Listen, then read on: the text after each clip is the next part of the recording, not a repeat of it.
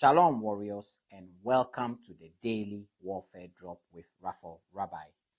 Today's theme is when choices shape the battlefield.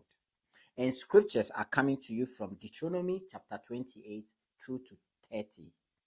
Warriors, today's reading places the battlefield plainly before us.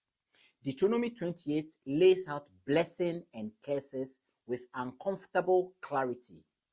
God does not hide outcomes, he reveals them.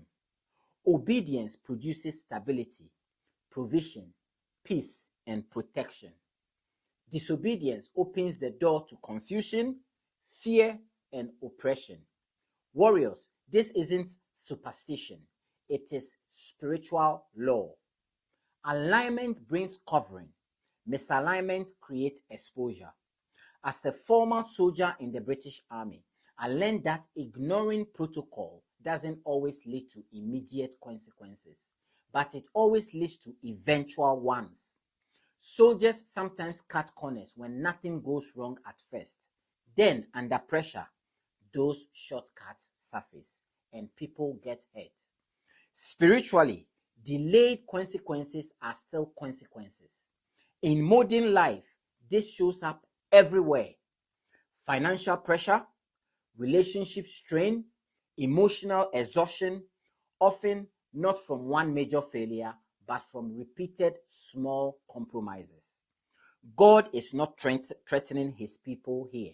He is warning them. Now, in Deuteronomy 30, God reveals his heart. He calls his people back. Choose life. Warriors, this is mercy. God doesn't trap his people in failure. He invites repentance and restoration. As a husband and father, I have learned that correction without hope breeds resentment. God never corrects without offering return. Discipline is not rejection. It is an open door back into alignment. Here is today's warfare truth. Choices are not neutral. Every decision moves you closer to covering or closer to conflict.